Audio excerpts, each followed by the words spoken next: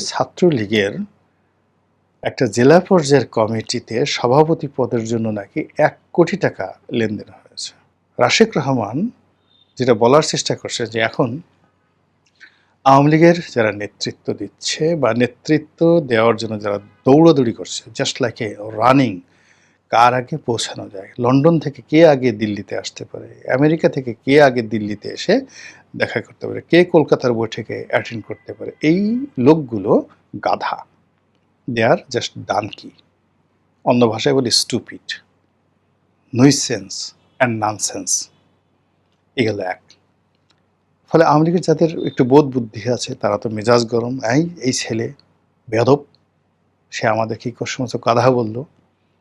২ নম্বর হলো যে রাশেক যেটা বলার চেষ্টা করছে যে এই গাধা তারা দৌড়াচ্ছে, এখন কে ফার্স্ট হলো, কে সেকেন্ড হলো, কে রানার্স আপ হলো, কে ফেল করলো, যে পরাজিত হলো, ডাজ নট ম্যাটার, অল আর গাধা।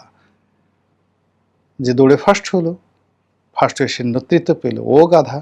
যে পিছনে পড়ে রইল, ফেল করলো, সেও গাধা। গাধার মধ্যে কে ফার্স্ট হলো, কে ফেল করলো, ডাজ নট ম্যাটার। এখানে তো কোনো আরবীয় ঘোড়া যাচ্ছে না, এখানে তো কোনো যাকে বলা হয় চিতাবাঘ যাচ্ছে না, দ্রুতগামী প্রাণী যাচ্ছে না, এখানে রয়্যাল বেঙ্গল টাইগারের কোনো প্রতিযোগিতা হচ্ছে না, এখানে সব গাধার দল এই কাজগুলো করছে। তিনি অনেকগুলো মানুষের নাম মেনশন করে, তিনি বাই নেমে না, আমরা যেগুলো বুঝতে পারি, তার বক্তব্যটা হলো ব্যবসার নামে, দল পরিচালনা করার নামে। পুরো আওয়ামী লীগের জামানাতে একটা বিরাট সিন্ডিকেট ছিল, এই সিন্ডিকেট পুরো আওয়ামী লীগের নেতৃত্বটিকে তারা ক্যাপচার করে রেখেছে। ওর বাইরে কেউ সাংগঠনিক সম্পাদক হতে পারেনি, ওর বাইরে গিয়ে আওয়ামী লীগের কোনো জেলা পর্যায়ের উপজেলা পর্যায়ের নেতা হতে পারেনি। ফেলো মাল, ফেলো করি, ঢালো তেল, তারপরে নাও পুরস্কার। এইভাবে শুধুমাত্র কমিটি বিক্রি করে, এমনকি ছাত্রলীগের একটা জেলা পর্যায়ের কমিটিতে সভাপতি পদের জন্য নাকি ১ কোটি টাকা লেনদেন হয়েছে। এই জিনিসগুলো যারা পার্টির মধ্যে ভিতরে ছিলেন, এই রাশেক রহমানের মতো লোকজন, তারা তো যারা সাফারার, যাদের টাকার দরকার ছিল না, যারা 13-14 বছর বয়স থেকে বিএমডাব্লিউ গাড়ি চালায়, তারা তো এই বিভিন্ন লেদু গেদু ধলা যারা দলের মধ্যে গর্ধ প্রকৃতির মানুষ, তারা অল অন এ সার্ডেন এইভাবে টাকা পয়সা হয়ে ঢাকাতে একটা ফ্ল্যাট কিনলো, নতুন পাঞ্জাবি কিনলো, তারপর হাতে সেই রাশেক রহমানরা যখন দেখছে যে এদের হাতে ঘড়ি পরতে পারে না, অল অন এ সার্ডেন তারা দেখলো অনেকগুলো রোলেক্স ঘড়ি তারা পড়ছে। এবং এদের কারণে যখন এই রাশেক রহমানদের মতো এরকম হাজার হাজার মানুষকে দেশে এবং দেশের বাইরে পালিয়ে থাকতে হচ্ছে, তাদের বড় দোষ আওয়ামী লীগ করছে, শেখ হাসিনা দোষর ছিলেন, ক্ষমতার যে কোনো সুযোগ সুবিধা তারা নেননি, তারা তো অস্বীকার করে না, তারাও সুযোগ সুবিধা নিয়েছেন। কিন্তু তাদের বক্তব্য হলো আমরা তো চুরি করিনি, ডাকাতি করিনি, লোন মানে টাকা মারিনি সরকারের, দেশে বিদেশে টাকা পাচার করিনি, আমরা তো অনেক আগের থেকে ধনী ছিলাম। কিন্তু এই বদমাশগুলোর কারণে, গাধাদের কারণে এখন আমাদেরকে এই পালিয়ে বেড়াতে হচ্ছে। আপনারা ওই যে 3 ইডিয়টস সিনেমাতে দেখছেন, 3 ইডিয়টস সিনেমা অসাধারণ।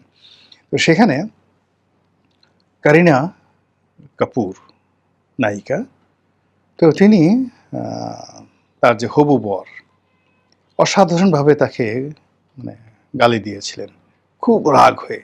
এত সুইট গালি আপনারা মানে হয়তো শুনেনি, গাধে গাধে, মানে গাধা কোথাকার, নিজের যা মানে হবু বরকে বলে তিনি তার সাথে সম্পর্ক ছিন্ন করে ফেলেছিলেন।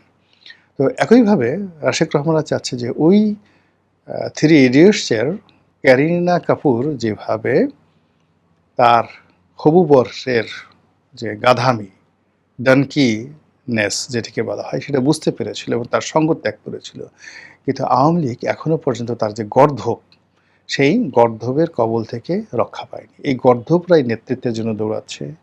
আগামীতে যদি এই গর্ধবরা আবার সেই নেতৃত্বে আসে, এই দল দেশে ফিরে যাবে, নতুন রাজনৈতিক বন্দোবস্ত করবে, মানুষের মনোরঞ্জন করবে, এটা একেবারে অসম্ভব। আওয়ামী লীগের অনেক লোক দেখবেন যে নর্মালি তুমি কেমন আছো, আমরা একটা কথা বলি না, সেটা ভাব নেবে, একটা নেতা নেতা ভাব, আই কি খবর, কেমন আছো, এরকম একটা ভাব। কণ্ঠস্বরের মধ্যে সবাই একটা বঙ্গবন্ধু বঙ্গবন্ধু ভাব তুলতে চায়। 2 কলম লিখতে জানে না, 2 কলম পড়তে জানে না, পড়াশোনা নাই, পায়ের নখ থেকে মাথা পর্যন্ত চরিত্রহীনতা। মানে এদের সঙ্গে আসলে যদি আপনি গাধারও তুলনা করেন, গাধার যদি জবান থাকতো, গাধা রাগ হয়ে যেত যে তুমি মানে তোমাদেরকে আসো, মানে গাধা রাগ হয়ে সেই রাশেক রহমান যাদেরকে গাধা বলছে, গাধা এদের মান এত নিম্ন পর্যায়ের যে যদি গাধার জবান খুলে দেওয়া হতো, এই গাধাগুলো মানে অরিজিনাল যেটা প্রাকৃতিক গাধা, সেটা রাশেক রহমানকে একটা কামড় বসিয়ে দিত যে তুই আমাকে কেন এদের সঙ্গে তুলনা করলি। এরকম চলছে, আওয়ামী লীগের মধ্যে চলছে, দেশে দেশের বাইরে।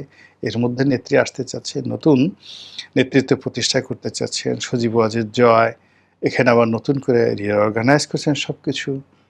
তো দেখা যাক কি হয়, কাদের বিজয় হয়, দৌড়ে কারা জয়লাভ করে, এবং শেষ পর্যন্ত এই দলটির রাজনীতির যে গন্তব্য সেটা কোন পর্যায়ে গিয়ে থামে। মহান আল্লাহ আমাদের সবাইকে হেদায়েত দান করুন এবং হেফাজত করুন। আসসালামু আলাইকুম ওয়া রাহমাতুল্লাহি ওয়া বারাকাতুহু।